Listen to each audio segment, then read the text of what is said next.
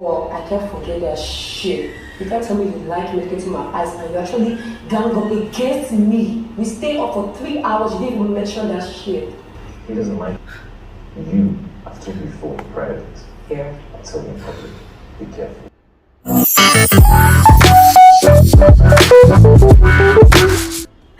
I mean, I'm listening to this conversation that these housemates are having about Emmanuel and Liko Rose's situationship, because that cannot be defined as a relationship at all. It is a situationship created by, the Big Brother Naija social experiment, and I'm wondering, like, are they even supposed to be discussing it generally? I mean, they literally are having a community meeting, a family meeting over a situationship between two adults that is not even having any sense of direction just yet. And guys, it's so annoying because everybody is coming with their own perspective, trying to speak for Emmanuel, trying to speak for Liko Rose. They're making it look as if they have got it all figured out already. And guys, annoyingly, this is only day 9. Is it day 9?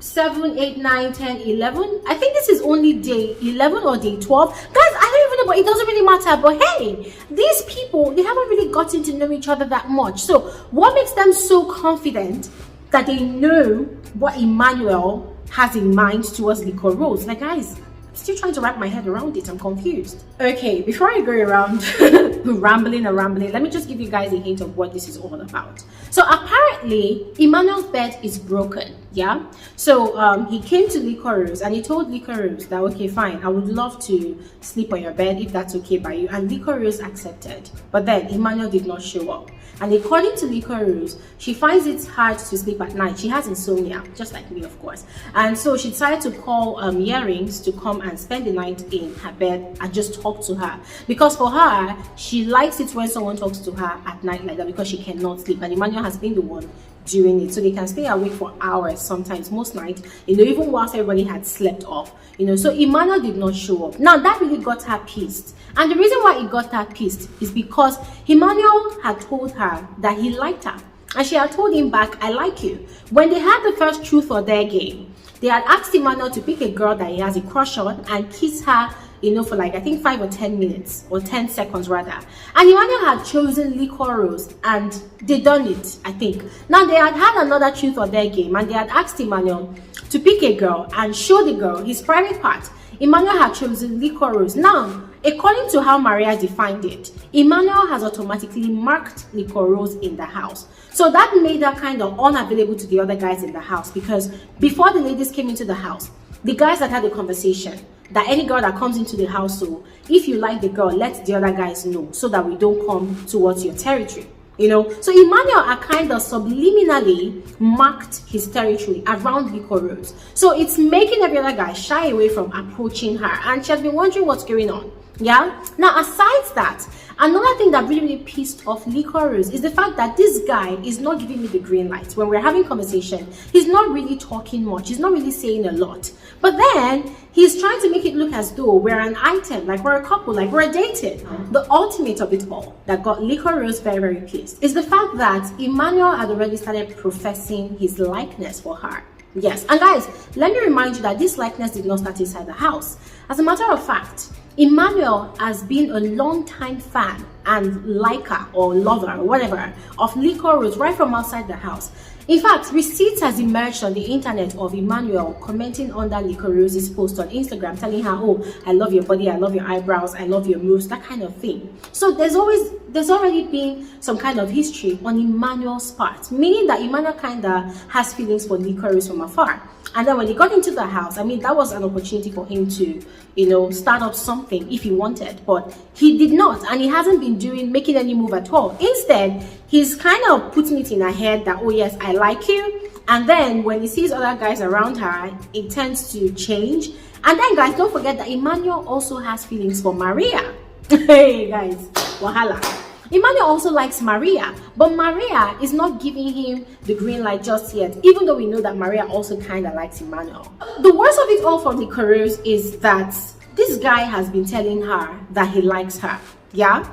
And then during the wild card voting process, Emmanuel joined the bandwagon of the rest of the housemates and nominated Liko Rose as well to leave the house, which did not really make sense because, guys, I was really livid that day. I was so pissed because I felt like, come on, you were the first housemate that Big Brother gave a hint about who the true wild cards were, but you did not use it.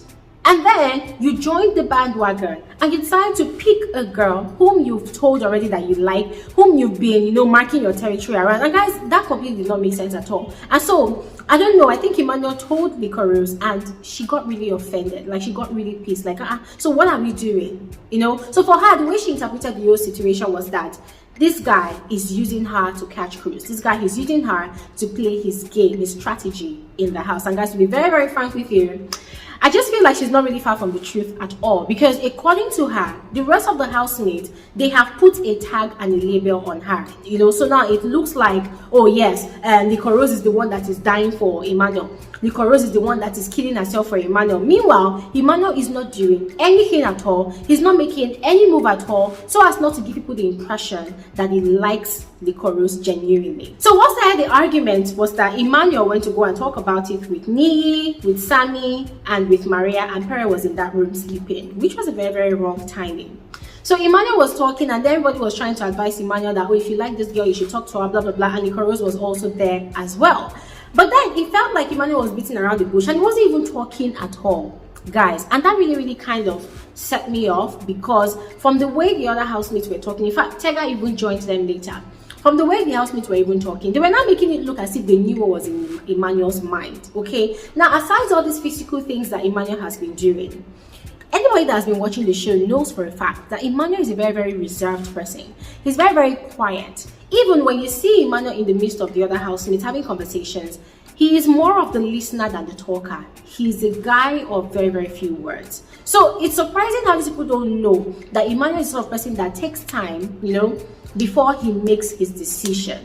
And his decision with Liko Rose is one thing that he has had in mind way before they even got into the house. So if he's not saying anything to Liko Rose right now, guys, I have a strong feeling that, okay, probably there's a reason for it. He's probably trying to be careful because Liko Rose has over 900,000 followers on Instagram as at the time they were outside the house, So for him, he's feeling like, oh my God, is it going to be a right decision to be with this girl or not? What should I do in this situation? So he's taking his time. But then the rest of the other housemates, they are interpreting it to be Emmanuel playing a game with Liko Rose's heart. Then Perry decided to burn the table completely. So Perry was in that room while they were having this conversation. He was sleeping and then he just woke up and he decided to scatter everywhere. He put fire everywhere. He said, listen, Liko Rose, Emmanuel does not like you the way you like him. So as I have told you before in private, guard your heart, guard yourself, period. Guys, that was what completely enraged Liko Rose, because for her, this same thing Perry had told her before they had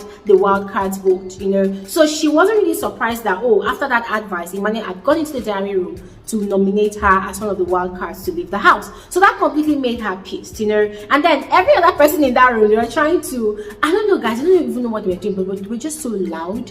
And they were talking as if they knew Emmanuel from home. Now, in the midst of all this fracas, all this wahala, Emmanuel was quiet. He looked kind of distraught because for him, people do not really understand what's going on. And I could really understand how he felt too, because when people are talking as if they know you, they know what's in your mind, they know what's in your head, then it makes you really messed up. And then it looks like, Emmanuel is the villain in the entire situation. But then Liko Rose is already upset and she's like, she doesn't want to hear any tag. She doesn't want anybody to attach her name to Emmanuel, saying that, Liko Rose and Emmanuel have a relationship, that they are not in any relationship or situationship at all. She came to the house to play a game, but then the fact that Emmanuel is using her head, that she has forgiven him for nominating her, but she will never ever forget that because he has completely betrayed her trust. Guys, for real, the story is long because even Sammy was now complaining to Liko Rose much later that the truth is he is in the same situationship because he genuinely loves peace. Like, he likes peace. Peace is his spec.